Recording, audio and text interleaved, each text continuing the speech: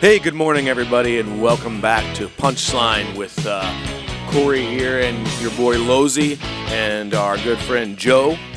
Wanted to give you a quick rundown of what you're going to hear today. We're going to talk about Super Bowl recap and Mardi Gras weekend from last week. Then we're going to go into some of our picks for the top sports movies in different categories. We're going to wrap up the show talking about being a dad and a coach simultaneously and how that affects us as fathers. And then we'll give you a little preview of what we got coming up in the next month. How are you guys doing this morning? Joe, how are you doing this morning? I'm living. I'm not too bad. Can't complain, you know. Woke up breathing. That's a good start, you know. Exactly. We definitely appreciate you coming in all the time. We got to give some props to Joe. He's the unsung hero behind the scenes that holds this thing together. Without question. Lozy, how about you? How are you doing this morning? I'm doing pretty good. We had a fun night at Adventure Unknown where my boy Corey here got up on stage and did a little comedy. Okay. It was pretty awesome watching him in action. He hadn't been on stage since 2018, and then we had two really good comedians that came on after that, and Corey can talk a little bit more about them. But it was fun. He was nervous as we were leading up. We're all standing around, and this is a private club that Corey and I belong to in Fenton, and we're all standing around, and I could see the nerves in his face. He said, "I'm not nervous about getting on stage. I'm nervous about Lozy heckling me from the crowd." I said, "You should be nervous."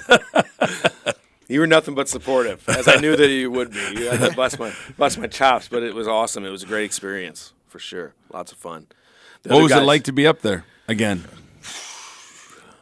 It melts away. Like, you know, we talked about it a little bit before I got on there, because you were talking about your auctions, which you do much more frequently than I've done this, especially in the latter years. And you were kind of saying, too, like, look, the first minute's always the hardest, right? And it really is. And I've forgotten where that zone was that I go to.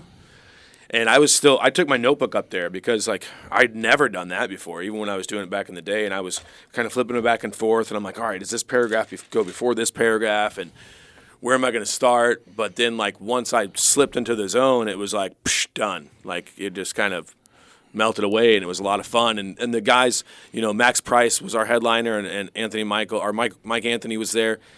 They both killed it. And we were kind of talking in the green room before, and originally the plan was I was going to do a little, then Mike, and then do a little, and then Max was going to come up. And I was like, look, this is what I feel comfortable with, this like 7 to 8 minutes that I got here. And they were cool and supportive. But the neatest thing was, one is, like you said, the private club down there, Adventure Unknown, our boy Scott has put together just an incredible place. And wanted to thank him, too, for letting us host that event last night. I know everybody had a ton of fun there. And then having my family come out and support was fantastic. But I got to say that the most touching moment of all was, and I mean literally touching, was the bear hug that Lozy gave me after I got off stage, because that was really solidified my confidence about how well I did up there. Because that, if it was any indication through a 1 through 10 on the hug scale, it was a 12 fucking hug. And excuse me there. Get the dumb button going now. Excuse me there. It was a 12 of a hug. He's a little emotional right now, folks. He's a little emotional. It was funny because I taped the whole thing, so like I had my phone, but I was watching, and I would notice I'd look down and I'd have like you off the screen because my hand would start to wander this way because I was focused on just listening to you up there. I'm telling you, I've been on stage a lot, motivational speeches in front of 1,000 people, doing auctions up there, and every time I get up on stage, and I think it's why I enjoy it so much, because it's that moment where I lived my whole life of getting ready to get into a fight, or just the pregame, or whatever, that motion, like that energy that I feel, that adrenaline that pumps through me. It's like the most addictive thing that I've ever been a part of. And so, but when you get up there, there's times where I get off stage and I don't even remember what happened. I don't remember what I said. It's just kind of out of body experience, and just let the good Lord above take it and walk me through it. So it was a great night. And again, there's memberships available at Adventure Unknown. No jerks allowed is the number one rule. Just good people, like-minded people that want to get together. There's traveling options in there. There's offices in there. So it's a cool place. If you want to check it out on Facebook, it's Adventure Unknown.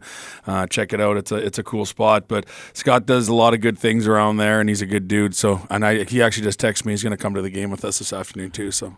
What a beauty, as Leslie would say. What a beauty. And let's not forget to mention his darling wife, Johanna, who holds the strings together over there in the background, too. So they're a 1-2 bang-up team over there that does a great job with that place. So lots of fun. Grateful to be a part of it. I wanted to talk, too, about what we did last weekend, and quite an eventful weekend. Joe was kind enough to come in early on a Thursday last week so we could get that pre-record out because we had a pretty busy weekend. And we talked a little bit about Super Bowl, and that's probably going to be a bigger conversation than this. So real quick before we do that, give me a recap of your Blues alumni experience for Mardi Gras first, Losey. How was that? Because I had a lot of fun, but you've been doing this for a few years. Yeah, so it's been going on for about 6 or 7 years now.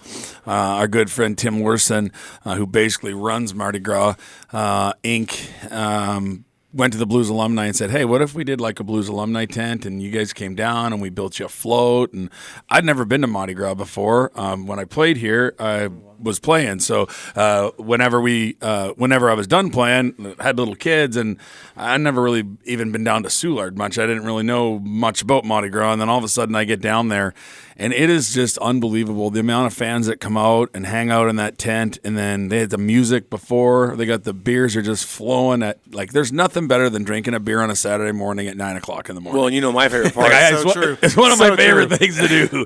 My favorite part is always the food, too. The food was phenomenal. Food was phenomenal. We get up there at about 10:30. This is another cool part. At about 10:30, we get like a police escort from where we're right on the main rip. About halfway down was where the tent is, and then they take us down by the baseball stadium where they have all the floats stationed. And so we get like how many people can say they've rode in the presidential treatment? Yeah, how many people can say they can rode in the front of a police car with a beer in their hand, just blowing stop signs and red lights like it was their job? So we get treated really special down there. And then just the float, when you get to I want to say it's like Lafayette or Russell, or I don't know the streets really good. I think it's maybe Russell, that main rip. That there is absolutely wall to wall from one side of the street to the other side of the street, 15 blocks long with people. Man, it is the most mayhem. insane thing I've ever seen in my life. It was a little brisk, so the shirt stayed on, which we all know how to get beads at Mardi Gras. But it was we would get back there, and myself, Tony Twist, Cam Jansen, and Jim Soupy Campbell. We get up, we do a little round table. We let the fans that are in the tent talk to us and chill out and ask us some questions. And it's not TV, so there might be some F-bombs dropped here and there and some stories that are told, but it's a lot of fun, and I'm just looking forward to doing it again next year. I got to know Tim Larson, who's the boss down there, and he brings us out to most of the events down there, so I get to spend a lot of time with the Mardi Gras people and super nice guy, and to hold all that together, I mean that's a lot of work. People don't just so that those of you that think Mardi Gras happens or is just a parade. This guy is probably sun up, sun down for 5 weeks at minimum during the process, and then planning like Santa Claus style. He was like, this one ends today, I plan for next year. No, he's got a couple weeks of cleanup, get your crap out of here. He calls it the 2 weeks of get your crap out of here. And all the cleanup that has to go down. Obviously, you can only imagine how filthy those streets are by the time people get done partying at Gras. But Tim does a heck of a job. It starts with the 12th night of whatever. It's like the beginning night of Mardi Gras, 12 days after Christmas. I'm just starting to learn all this stuff. And then we have a scavenger hunt where me and Soup just sat at Big Daddy's and asked hockey questions to all the people that were bar hopping. And then we have the Cajun cook-off, which was phenomenal. Another delicious event. Oh my God. It was unbelievable, and I might have been fairly intoxicated by the time I went home that day. I did need a 4 o'clock in the afternoon nap. Too many shots of the high-end bourbon that I had these tickets for that Corey didn't want any, so I drank his tickets. I match Losey. When we go out places, I'll have a dish of food for every cocktail he has. It's unbelievable. We walk out of there, and I got the meat sweats, and he's a little bit tipsy. We both had a blast. That's great. they packed that hall. It's a great one. And then after that one, we have the Taste of Soulard. So we basically just walk around. We've got these little tickets, and you go to all these different bars, and you just get like a little sample-sized cup of whatever food that they're serving that day. There's crab cakes and jambalaya, and again, lots of beers and lots of hanging out and taking pictures and visiting, hockey fans and even those that don't recognize that I was a hockey player. And then the finale is the parade and that kind of thing. So Mardi Gras is one of my favorite seasons of the year. And again, a big shout out to Tim for making us Blues alumni feel so important.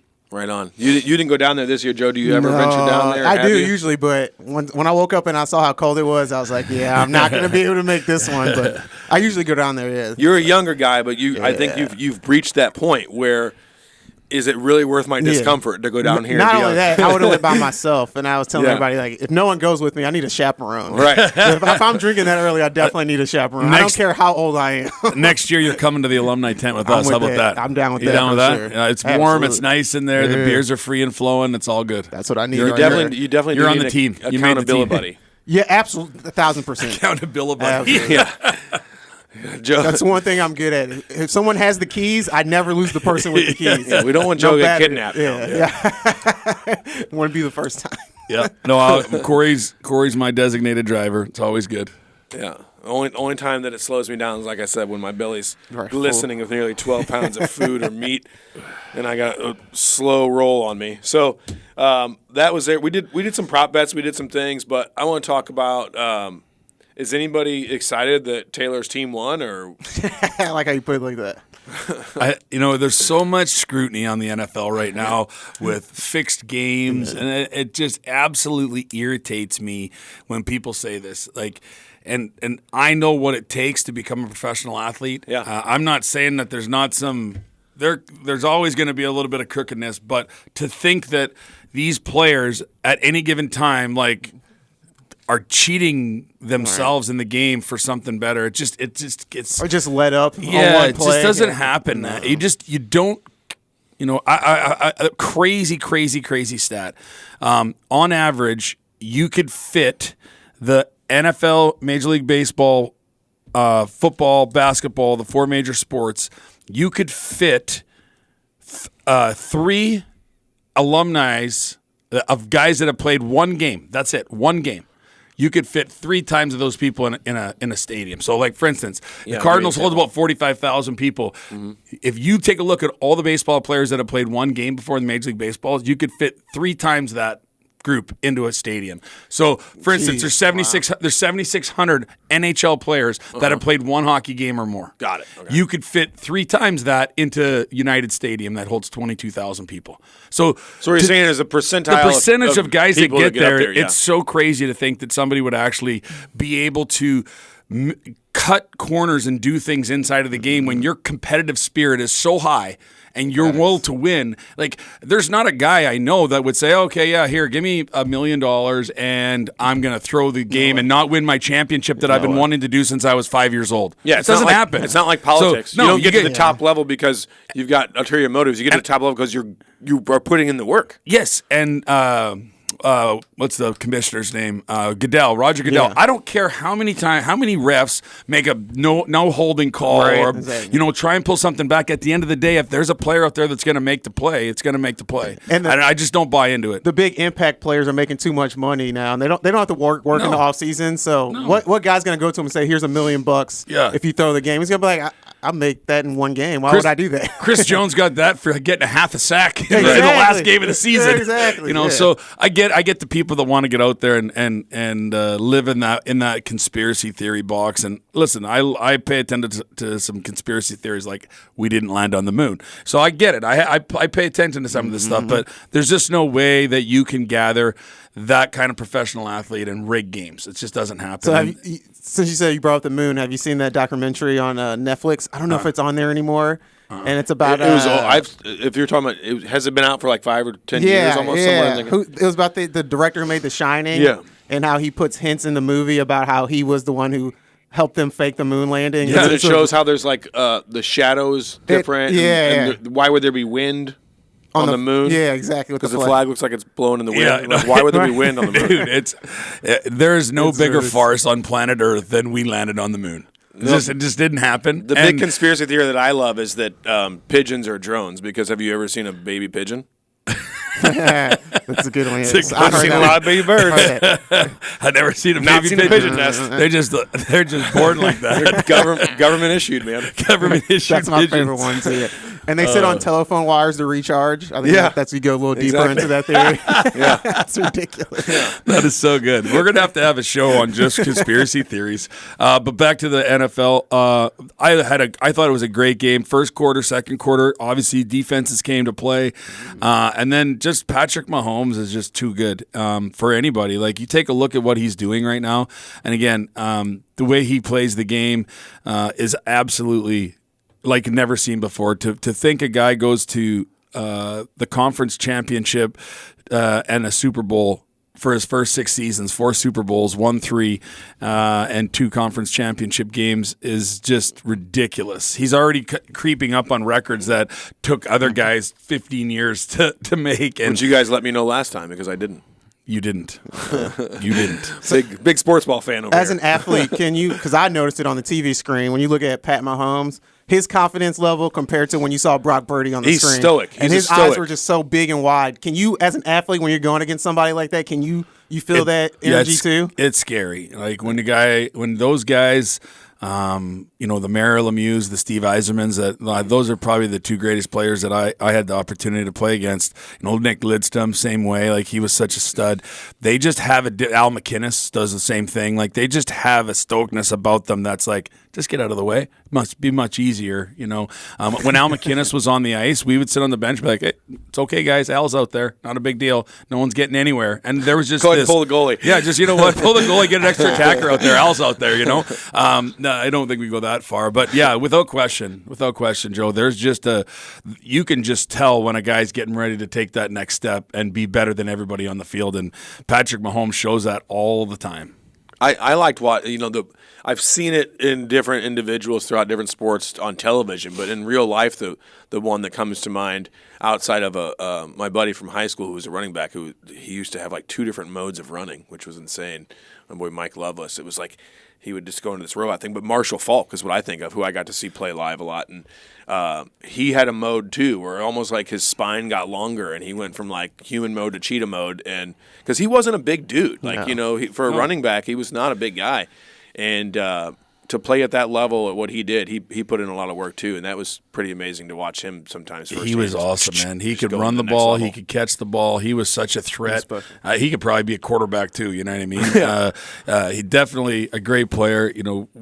Sometimes if I'm on my phone or whatever, I'll look up Barry Sanders, just watching Barry Sanders play football. And he was on like terrible teams with terrible offensive lines. You know what I mean? Like, if this guy's where Emmitt Smith is, and Emmitt Smith's in Detroit, there's not a record that's ever going to get touched ever in the history of football. He was that good. So retired too early, but at the same time, I like a guy that goes out on top. But really the one guy that I think that a lot of people maybe talk about, but I don't think really gets truly enough attention, and that's Andy Reid. If you take a look at Andy Reid's career and what he's done when he was with the Eagles and now what he's done with the Kansas City Chiefs, his commercials are great too, where he's like, hey, well, give me some of those nuggies. He's marching his fingers across the table. Like, he's absolutely hilarious. And for me, I know there was a lot of people talking about Travis Kelce and kind of getting in Andy Reid's face. Mm-hmm. I agree that you shouldn't go there. Mm-hmm. But I also know that these guys have been together for 12, 15 years. They're good friends. I know that Andy Reid takes Travis Kelce's football mind and puts it into a football plan. He's not just a great player. He's a great mind. And so although I don't like that, I do love that Andy understands who his guys are, and he backs them up after the press conference and says, hey, that's just Travis. It's passion. If I have to take that to get what I get on the football field from him, I'll do it all day long. And that to me is a sign of a truly great coach. Earlier this week, I saw a video of earlier in the season, Andy Reid did the exact same thing to Travis Kelce. Yeah. So that's just the type of relationship they have. Without question. And I think a lot of people take those little moments and they try and make or break someone's entire life out of them. And it's back off a little bit. Like, you don't understand what it's like as a layperson to have that much pressure and that much want. And that's a perfect example to go back to these people that are trying to say these games are being rigged. It's absolutely not true. If the game's rigged, why does he give? Why is he so upset? Oh, is that just part of the drama? No, this is a guy that's truly pissed off that his coach didn't have him on the field because he know he could have made that block. Right. That was the problem. He's like, get me on the field on the biggest plays. I'm not just a great ball catcher. He's the greatest ball catcher, in my opinion, in NFL history. Wide receiver, tight end, slot back, whatever you talk about it, this guy has the greatest skills, in my opinion, with what he's done. And on top of it, he's a great blocker, too. And he wants to be in, and that was a big play on that fumble, and he wants to be in to make sure that he gets that block done. Yeah, he makes big plays. And it's the passion thing, too. The people that are complaining about this are being like, that's toxic masculinity and like all this stuff. It's like, Taylor Swift made him do it. Yeah, well, no, all her Swifties were like, yeah, I'm not comfortable with him dating her anymore because if he's going to blow up like that. It's like the people that are complaining about her this, like that, too? The people that complain about this kind of stuff have probably never been that passionate about something. And some of us run more passion than others, especially when it's something you have poured your life into. There's going to be emotions in that. Losey and I sometimes will be talking about just business stuff. We've yelled at each other, saying the exact same thing in a positive way, but we're just so passionate about it, we're like yelling about it. Like, yeah, no, that's what I'm saying too. Like, I agree with you. You're brilliant. I love that idea, man. But but when you're out there as an athlete, don't you have to have that mentality? Like, you guys are gladiators out there. Like, and then fans expect you to just turn that switch off as soon as you walk off the field or the ice. It's not that easy. It's not that easy. But when they lose and it shows a guy shedding a tear on there, the media's all over that. Oh, look at he was so passionate about it. But it's like, oh, this guy shows a little aggression in a game that's built around aggression. And they give you 30 seconds to turn that switch off. Like, that's not possible. And I love what you brought up earlier. You know, we've seen Travis and Andy Reid go at it before, and that's just who they are. And they were. If you're going to sit here and say that Travis Kelce does not respect Andy Reid, then you haven't looked at the full book. Don't read a page out of the 4th chapter and try and diagnose a guy one way or another. You got to know that entire book. And those guys are best friends. Those guys get it. They understand it. And for me, I really appreciate a coach that can come to the media after that are going to try and scrutinize one little situation and say, you guys don't understand. So you guys go write your stories, do whatever you want. But I understand this guy, and I knew exactly. And he was probably right. I should have had him out there. Yeah, we gotta get back to coaches dropping F-bombs at their players. If your coach isn't yelling at you, then he doesn't care. I appreciate the get back at yelling at kids. It's okay. I had I had a coach in middle school, and before that, I love that old saying. I'm gonna remember to use that more often. You know, don't judge a book by its 4th chapter. And one page inside of the 4th chapter. Yeah, that's that old wives' saying. I had a middle school coach that I despised at the time, and probably a couple years after, and I never really understood it. But the K through 8 school that I was at in my Tennessee days, I was on there, and years later, I came back probably like my sophomore year, and I was talking with him because he was also like my scout leader and other things. And I was like, hey, man, why were you giving me such a hard time? You know, like this guy was really on my case all the time, and I felt like he was picking on me. And then he kind of came back and explained in a really understanding way that he was like, I did that because I expected more out of you. And he's like, I didn't get upset with X, Y, and Z person when they didn't perform because I knew they weren't capable of performing at that level. But when you slacked off and wasted your gift, that upset me. And man, it put a whole new perspective that I carried into fatherhood and coaching in general and all that stuff from that guy. And we're going to get into that later in the show. But I can definitely appreciate it. And I think that overall, after all is said and done, even the people that wanted the Niners to win, we all kind of knew that KC might be pulling this thing out because, like you said, that dude is a stoic QB for his age. He's got Kelce on the back end. Their running back is a phenom. Isaiah Pacheco? Yeah, so he's a stud too. I love how hard he runs. But I'll tell you too. There's I had a coach when I was in junior on 3, 2, 1. No.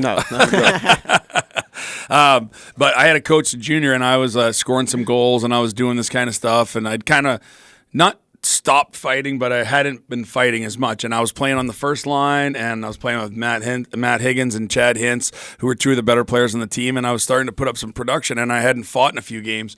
And I even had 4 goals in one game, and I had 3, a natural hat trick. You guys know what a natural hat trick is? 3 in a game? hat tricks 3 in a game. A natural is you have 3 consecutive goals in a row. Like a triple triple. Okay. Yeah. So you score if so more like a turkey. Yeah, I think it's 3 consecutive goals in a row by the same player. Does that make sense? Yep. That's a natural hat trick. So I had a natural hat trick in the first period, and then a couple games later, I walk in and my number's on the 4th line, and I walk into the coach's office. I'm Al Tour. I'm like, Al, what's going on? Like, I really feel like I've been playing well, earned ice time. He's like, you're not playing on the 4th line because you're not playing well. You're playing on the 4th line because you forgot your role. I said, well, what's my role? He's like, dude, you're the toughest guy, one of the toughest guys in the league, and for sure the toughest guy in this team. And we need you to score the goals and get in there, and I need you to help make room for these guys. But you got to fight. You got to stick up for these guys. You got to continue to prove that every day. He's like, and the further and the higher you go, the better you have the opportunity. He's like, you have to remember this is your role. You got to dance with the chick that brung you. And he's like, this is what got you here. And if you forget it, he's like, you're not going to be very happy and you're not going to get to where you want. So that was something for me that, like, from a coaching standpoint, that was very memorable as well. Well, I love it. I love hearing the perspective of an actual person that played in the that level, because, like, Joe and I can talk about all day long high school and collegiate sports and stuff, but I love that perspective that we get from you. I wanted to segue into that, speaking of professional sports, and talk a little bit about our movies. So let's start with basketball. We'd like to go through basketball, football, baseball, and then overall, we'll do 2 of these. We'll take a commercial break. We'll come back in. We'll wrap this segment up and keep going with the show. So basketball. How about we start a different category? Joe, you want to start with what's your top 3 basketball movies? Top 3 basketball movies? That's actually really tough.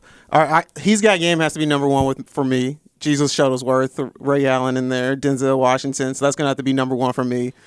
Joanna Man. I don't know if you guys ever seen that. Joanna Man. Some Joanna Man. I love Joanna Man, and I think it's perfect for today's society with the trends in sports, where this guy gets kicked out of the NBA and he goes to the WNBA dressed as a woman and dominates. Have you ever seen that movie? And just straight dominates. I gotta see this and then now. In the playoff, he accidentally dunks the ball, and his wig comes off, so then everybody knows he's a man now. It's a great movie. Yeah. And then I'm gonna put another surprising one, another comedy basketball.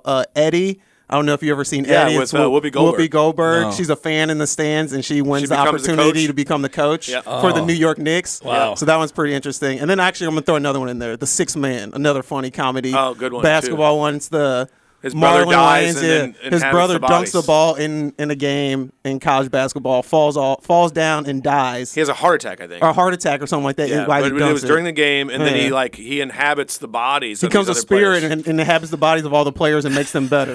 And it's pretty funny. Yeah, so those would probably be mine.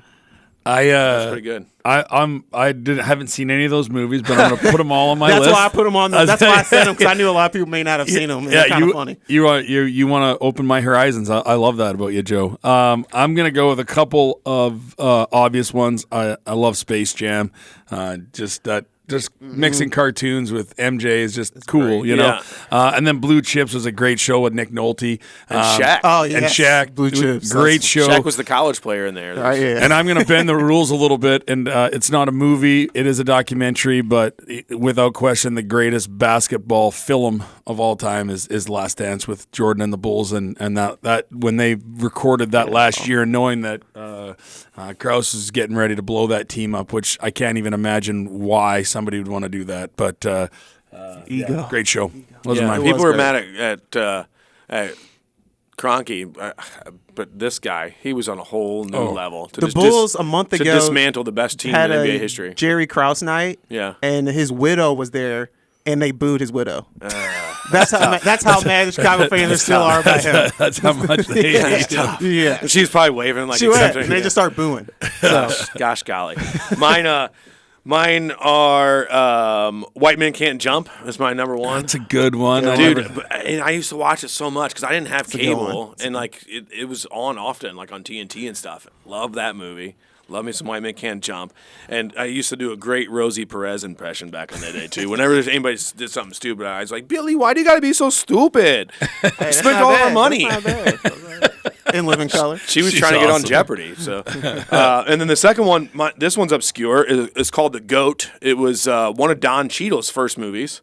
and it was based on a true story about this guy named Earl Amandagoat, and he was Amandagoat. Yeah. So his big claim to fame was he never made it to the league because during college he got mixed up with drugs and different things, but he wore ankle weights all around, and the reason that I wore ankle weights as a kid and my knees suck now is because I did that based on that film, and he could jump to the top of the backboard, leave $1 and take change off the backboard. Like his hang time and his hops were, and he wasn't like 6'6". He was like 6'2". He was my height. That was like his little side hustle after school and before school. He could touch the top of the backboard. That's nuts. That's got, I don't know what the ran corduroy pants too. Yeah, right. And dress shoes. It's one thing to be able to jump that high, but to do it in corduroy pants and dress shoes, now you got me. The static electricity that he built up for that jump was incredible. And then the other one, my third one, I don't think really is technically a basketball movie, but I wanted to throw it in there for funsies, and that's Teen Wolf with Michael J. Fox. Yeah. Because that's a basketball movie. Yeah, for sure. Because he turned into the wolf and played a little basketball there with the antagonist kid from Pee-wee's Big Adventure. I don't know the chunky dude's name that was in that movie, but he was like his sidekick. Pee-wee. Yeah, and then he did the van surfing, the shades. Oh yeah, he was stuff. this little nerd. Yeah, that couldn't even play, and then all of a sudden he was a teen wolf that was dunking and wearing headbands. They had merch. Remember his friend Shades or whatever his name was like. He's like, I made these T-shirts. Great show. So next one, Losey, you want to start this one off? It'll be the next category will be football. So what's your top football films?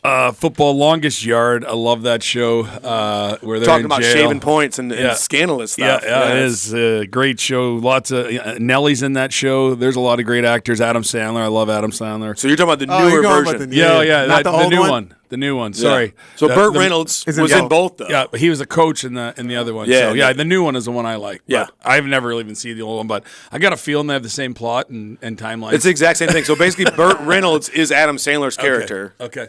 In the first one, and so that's how he got that cameo in the second one. So Longest Yard 2, just to be clarified. And then Jerry Maguire. I just love that show. It's just awesome. Two of my favorite actors, Tom Cruise, and actually I got to hang out. And at one point in time in life, I actually had Cuba Gooding Jr.'s phone number.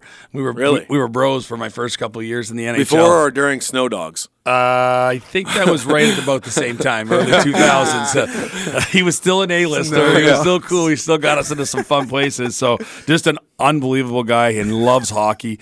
And then, probably my favorite of all of them was Blindside. I just love the story. I love, even though there's some controversy on it now and even a little bit on it back then, the story's still great. So for me, those are my three.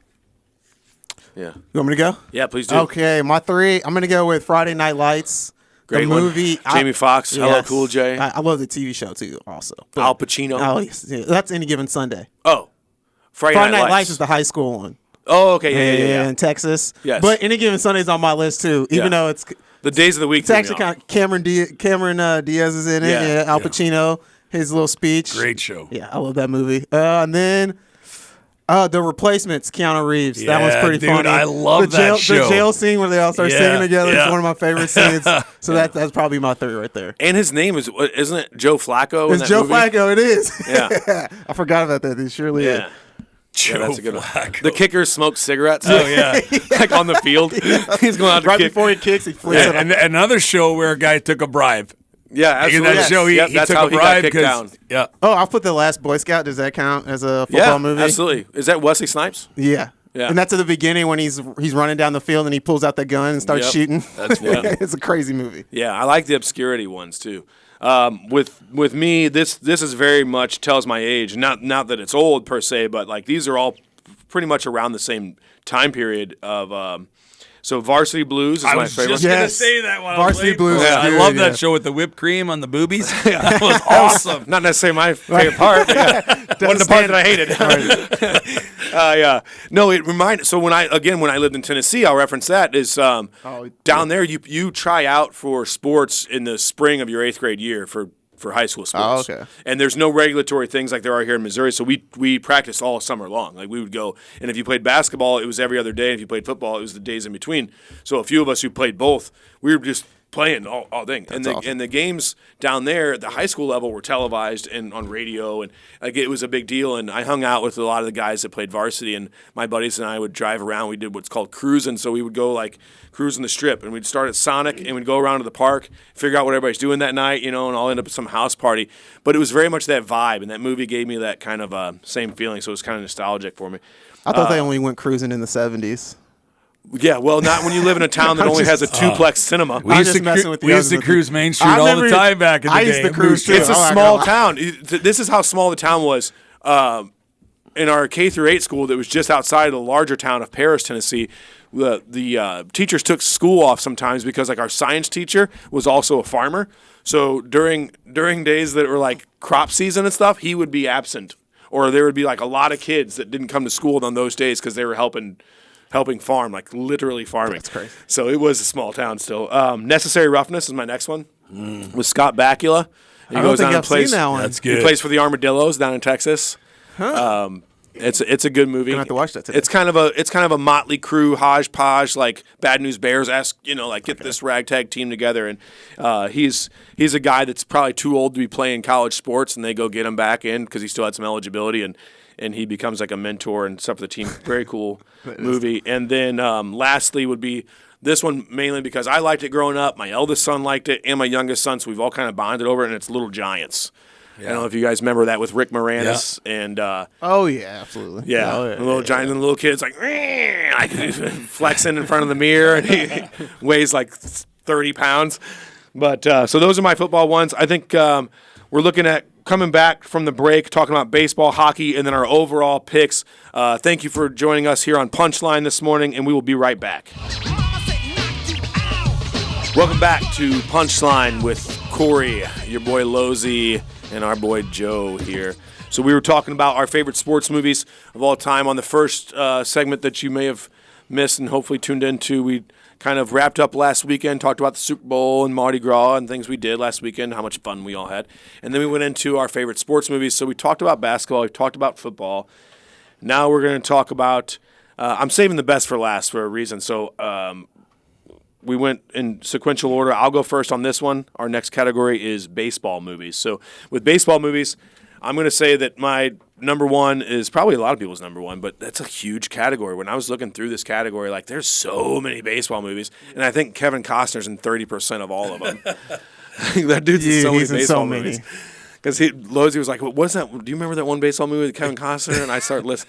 I'm like, probably listed 3. And he's like, "Not that one." I'm like, "Dang, did that dude just do baseball and Waterworld?" I still can't think of the one that I like, and it's with I can't think of the guy's name either, but they call him Meat, and he gets sent down to like the single A team, and he's driving a Porsche, and Susan Sarandon's in it.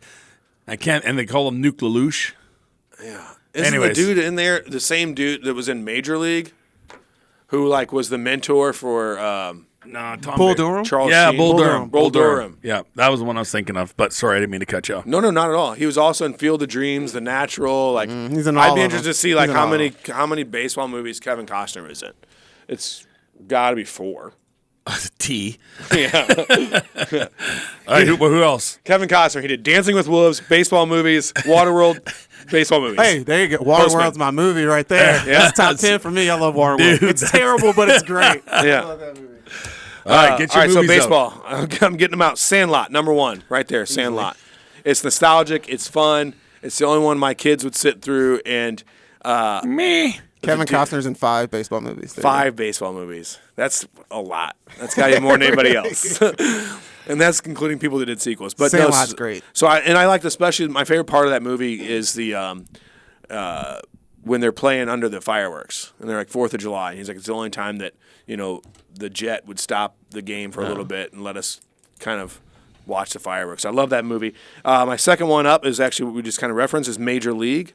I love me some Major League. I love The Wild Thing, Charlie Sheen back in his heyday, and oh man, what was that dude's name that was always doing the prayer stuff and had the voodoo things in his locker? I want to say Kimbo, but it wasn't Kimbo. It's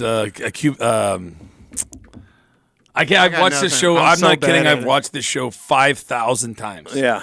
Well, I get excited. It's like, that's my wife over there. And Snipes was Willie Mays Hayes. And there he was stealing bases. So that one. And then lastly is actually, I wouldn't say it's obscure, but it's probably not in anybody's top 3, and that's Rookie of the Year. But just because I loved it so much, the idea, a kid falls down, breaks his arm, comes back throwing heat, right? And like that was such a fun thought process as a kid because it was almost like, should I get this spider to bite me to get his powers? That kind of same mentality, like, oh, if I fall down and break my arm, will it be stronger? Yeah. Like, nope, not in real life. What's you're yours? Up, Joe. I'm gonna go with Sandlot. I just love Sandlot. As a kid growing up, you got to put Sandlot on there. The dip scene, the drowning scene. There's so many memories in Sandlot. I just love Sandlot. Yeah. Then I'm going to go with, I don't know if you guys ever seen this movie. It's an older movie. Bingo Long and the Traveling All-Stars. It's Billy D. Williams, Red Fox, Richard Pryor. It's a whole bunch of old school comedians, and it's kind of like a slapstick. They're like a Negro League team that travels all across America, but they're also like a circus act kind of. Like they do goofy things. It's a pretty funny movie with a lot of legend actors in it. And then I'm going to go with Mr. 3000. I don't know if you guys ever seen Bernie Mac. Bernie Mac, yes. He retires and then somehow they take away one of his hits, so he has to come back at 40 plus, and get 50 and try to get one hit. And he learns a little humility along the way. Exactly, because he's an alcoholic or something like that. Yeah. Goes to the same bar every night or something. Yeah, it's a pretty good movie. Love that. My 3, starting from the bottom up, Moneyball. Brad Pitt was awesome in that show. Just a great story based on a true story of the Oakland A's, just with an absolute miracle run based on the breakdown of numbers in the game. It was pretty cool. Field of Dreams. I got to go a little bit of Kevin Costner, and then if you build it, they will come. Like that's a great show. It's a touching movie. A touching movie. The guys coming in and out of the fields, and then all the lineup at the very end. And then I'll go with Major League. It's without question my favorite show. When I was in the 8th grade, 1989, when that movie came out, we had HBO and VHS cassettes, and I taped it, and then I burnt my foot to the 3rd degree. I dropped a hot pot of water on it. Ugh. So I ended up having to stay home from school for like 6 weeks, and I would literally watch that movie 2 or 3 times a day. I could recite literally the whole thing, and my brother-in-law's listening. Give Corey a shout-out back in Moose Jaw, Saskatchewan, and he texted me, and he said, it's Pedro Serrano. Oh, nice. Okay. Hats for bats. Keep bats warm. Yes. And then he walks out, he's like, don't touch Jobu's rum. Jobu's rum. That's very bad. Yeah. And then he's taking a leak. He comes out. He's like, says the words I can't say on the air. And he's like, yo, bartender, Jobu needs a refill. And this bat goes and smokes him right in the back of the head. Don't ever drink Jobu's rum. He was a bad dude. Bad dude. All right. And I saved this for last because obviously this is something that at least one of us has a really good insight to. So now we're going to go with hockey movies, and we'll start with you, Losey. For me, I got a whole bunch that I like. The Miracle Story is just cool. And just a cool story, one of the coolest hockey legendary tales of all time. Obviously, the legendary Slapshot, got to get that in there. Yep. They mentioned Moose Jaw, Saskatchewan in there at the fashion show where he's hailing from Moose Jaw, Saskatchewan, and then apparently he goes and shakes Was and that scares Scott everybody Bakula in that too? No, that's old. That's like 1976. Oh, was it Robert Redford? No. He's got a sauce, a salad dressing. Paul Newman. Redford and Newman, I got mixed up because they were in Color of Money together. I gotta throw some comedy in there too. Not that Slapshot isn't, but obviously the original Mighty Ducks. Yes. That's got to get on the list as well. And then I gotta have a fourth one. Even though I don't, we're going to allow it since you played hockey. Even though I don't like the word and whatever else, it is based on a true story, and that's Goon. Oh, you guys you were talking about that last night. I forgot about Goon. Yeah, that's a good one. It's based on a story, and I'm trying to remember the guy's name, Doug. But he was a pro hockey player, so the story's based around him. Really couldn't play, but just was tough as nails and could take punches all day long. So, right. Doug Smith. Yeah, Doug Smith. And really good show. So I'll let you guys go. Joe, you want to go number 2? Does Happy Gilmore count? That's on my list. That's on my list. It's got to count a little bit, but I would probably put it under the golf head. Golf, yeah, but golf and hockey go hand in hand because one's a summer sport, and that's when our break is. So I'll allow it. And I'm definitely putting Slapshot on there, and then Mighty Ducks for sure. Mighty Ducks 3, because I think that's the one I watched the most as the kid, probably. Okay, so and it's not even the best one, but that's the one I watched the most. Yeah. So you're going Slapshot D3 and Happy Gilmore. Yes. So I'm actually going D2 as my number one. Mighty Ducks 2 to me was the best because that's when they brought in all the guys with different skill sets and girls from around the world, right? And they had the cowboy who was doing all the tricks. They're only good at one thing. Yeah, like Mendoza. Yes, you're actually, right. Mendoza was the same kid who played Benny the Jet in Sandlot. Yes, I've heard that before. That's the same kid. So Mendoza was the fastest skater, but he couldn't stop. Yep. Right? And so, like, I loved that because one. to me, like, at the age I was then, that was like getting a band of your best friends together and everybody had a special skill set. And in the 80s and early 90s, that was kind of a superhero formula, right? Like everybody had G.I. Joe named their characters very specifically. It'd be like Radar, Tunnel Rat. Like you knew what they did based on their moniker. And so that was kind of the same thing I thought was really cool. My second one is Miracle also. So That's good. the hockey and the baseball is the only one we've crossed paths on, the three of us here. So, and then Happy Gilmore, obviously, too. Overall, I wanted to wrap this thing up by just saying, overall, if you could pick top three off top of your head, we don't got to do too in-depth about it, but sports movies, so this could include non-major sports movies. I'll start to give you both time to think because I sprung this on you, but I wanted it to kind of be a surprise for funsies. I would say my number one top sports movie of all time, just again, off the top of my head, I could probably get analytical about it, but would be Rocky IV when he fought Ivan Drago. Yeah. Love me some Rocky IV. That's my number one. My number two. If he does, he does. He dies. my number two on that one would probably I might keep Sandlot in there as my number two overall. I really just, again, like I said, it's a tie-in too about watching it with my sons, so it's kind of like nostalgic there. And then number three for sports movies of all time, something I could sit down and watch over and over and over again, I would have to say would be Space Jam. And the reason I didn't put that in my basketball is because it's so special to me.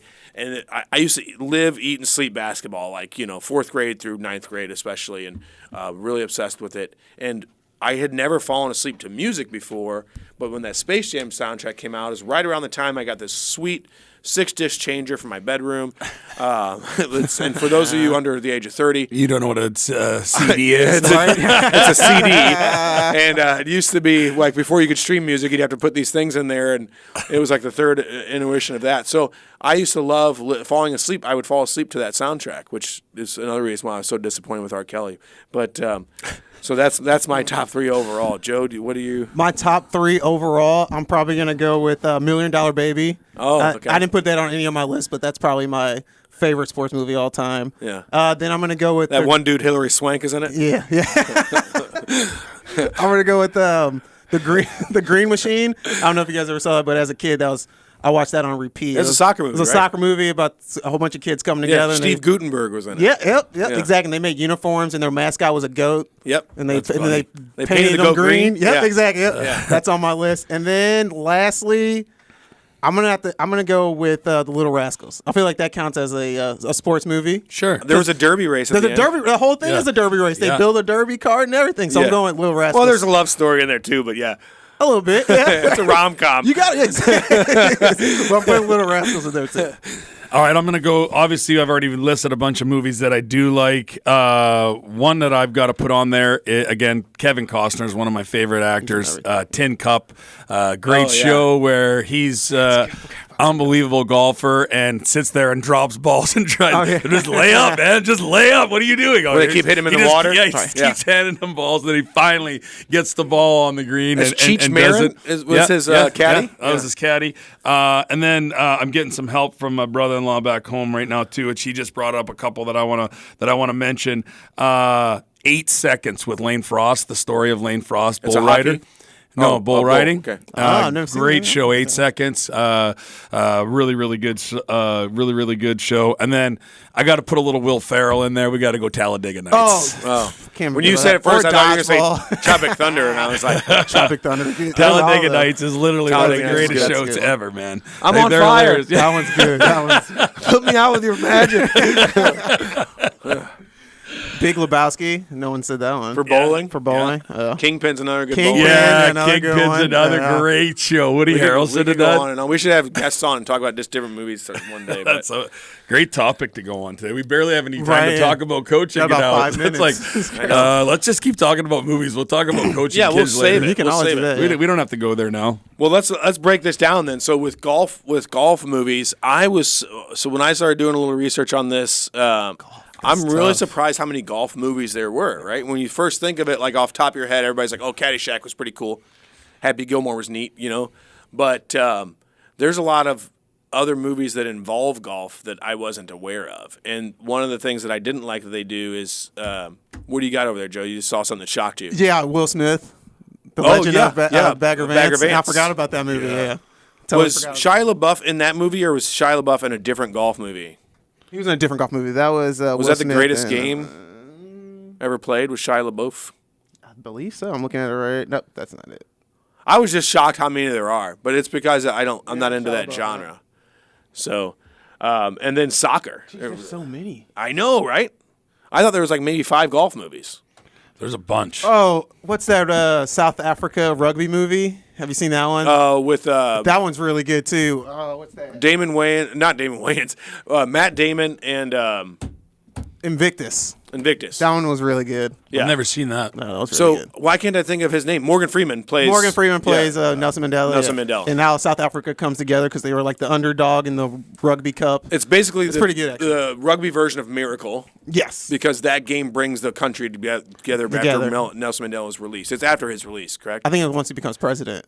Yeah, so after his release, and released, it's like his first year in presidency or something like that. Yeah, what about obscure ones? Like, what was that movie where the soccer team gets in the plane crash and they start eating each other? Oh, Alive. Alive. That's crazy. Isn't that what that's called? Not much of a sports movie, but it's based around a sports team. Oh, it's a sport, all right. Survival of the fittest. Survival of the fittest. And do I like bicep more than I like quads? Yeah. Sounds like that. Have you seen Yellow Jackets, the TV show? It's based off the exact same thing. It's like a high school girls team are going to nationals and their plane crashes. Yeah. And they have to survive in the wilderness. Yeah. And it's like an all-girls team. They do some crazy stuff. Dude, and they have one male teacher. It gets kind of weird. Oh, but it's pretty good. I'd be really weird. I'd be interested just to see the dynamic between.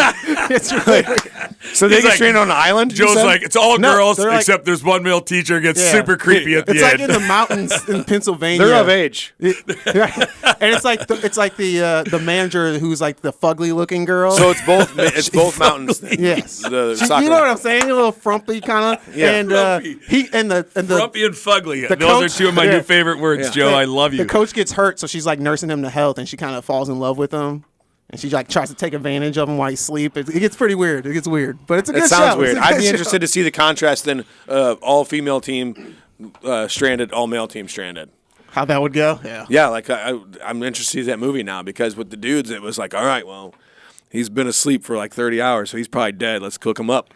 It didn't take long. Yeah. No, they went out and tried to go scavenge and look for help and stuff. They did that for the dudes did that for 8 hours, and they were like, I don't know, man, I don't see anything. Oh yeah, we're just gonna start eating the dudes who fall asleep. They were giving up jobs weakest. and everything. That's funny. They were eating them before they were even hungry. They were just like ready for a snack. They're like, oh, he's dead. I'm hungry. Other obscure ones that I thought were kind of cool earlier when I was doing some research that I didn't think about was as far as boxing movies again too. Do you guys remember The Great White Hype? Yeah. With that movie? Yeah. And they kidnap that dude and they try and Samuel Jackson's been in everything. That's funny. Oh yeah, he is too. What's he been? What's the movie? Does Oktoberfest count? What's the movie where they keep bringing guys on to fight that one guy, the old guy, and he keeps knocking them out, and there's bets against them. Oh. Like boxing? Yeah. God. Is it in jail? Yeah. Oh, no, exactly what you're talking about. They made a couple of them, didn't they? Yeah. Play It to the Bone? No, that was the jail one. It's kind of like a karate-ish. Yeah, it's and the guy like owns the town or whatever like that, and so he would like get up there and he had to fight so many guys. I forget like a gladiator thing. I forget what it was called, but it was a great show. Not Roadhouse. No, they're remaking that movie. Show. That's a good movie. Are they remaking that? Yeah. Who's in it? Rebooting it. I don't know. Probably somebody we haven't heard of. Yeah, for sure. We're above the age of pop culture. We are well above the age. What is that movie? That's gonna drive me nuts. Play It to the Bone was a good one, though. Have you ever seen Play It to the Bone? I don't think I've ever seen that one. It was Jaya White. How do you say his first name? Jai. Jai. Oh yeah, that's right. Yeah. Oh, he was a boxer in prison. Oh, yes. He gets put in prison, and then they're like, you have this underground fight club, you're going to fight for us. I have seen that. He does a lot of karate movies and stuff. Yeah. I was just going to, I don't know. Are we going to say the same thing? Probably it's not a movie. It's not a movie about sports, but the show Hurricane's a great show, too. The show Hurricane? Yeah. With a movie. I don't think maybe it's not called. It's about the hurricane. Sometimes I can't. Yeah. He's got Hurricane Joe or whatever. It's called Hurricane. Is it called the Hurricane? It's called the Hurricane. It's a kid, Denzel Washington. Yeah, and it's a kid who can't read, and he's reading this book to learn how to read. Yeah, and they're like showing the flashbacks of the book and like the guy's career in life. Yeah. That's a great movie. Wait, I thought the Hurricane where he gets accused of murder. Yeah, he gets accused of murder and spent 37 years in jail. Is that the same movie? The same movie. Yeah. Okay. I don't remember that part. There's boxing scenes in it. Yeah. Because the kids, the whole. What they and Bob Dylan wrote a whole song about the real thing. Yeah, exactly. Here comes the story of the hurricane. Oh, don't do that anymore. The man the authorities came to blame. And then, so corrupt. The last one I'll mention, and then we're going to wrap up for the day, and we'll come back, and I'm going to ask about what we're doing coming up. So, but I just wanted real quick, it's one that's hilarious, and I love this phrase that he says in there, and that is play it to the bone. It was Woody Harrelson and Antonio Banderas. And they're both retired boxers, and they go do this undercard fight for a bunch of money. And the dynamic is hilarious. They do on this road trip with their girlfriend that they've both had as a girlfriend one or two times, and it's a cool movie. So, do you have the name of it, or are we supposed to guess? Guess, look up the two people. He's like, I got this awesome show. It's so great. It's Play It to the Bone. Two guys I said Play It to the Bone. Okay, I thought Chat GPT it. You'll find it. Yeah, Play It to the Bone. But real quick before we leave today, Lozy, we got an event coming up on the 24th. Can you tell our listeners about what that is and what the cause is on the 24th? Yeah, so next Saturday, it's actually next Saturday, or Friday, Saturday, and Sunday, there is a 4-on-4 hockey tournament at Steinberg Arena. It's for Dog Nation, which basically supports hockey players with severe life-altering circumstances. It started here. It started in Colorado 10, 12 years ago. It came to St. Louis about 3 years ago for our buddy Johnny O, who was paralyzed from the chest down. And the amount of financial stress that comes into a person's life when something like that happens is incredible. So I've been a part of this charity for 3 years now. I go out to Denver all the time, and so we're gonna on the Saturday night we're gonna have a little party.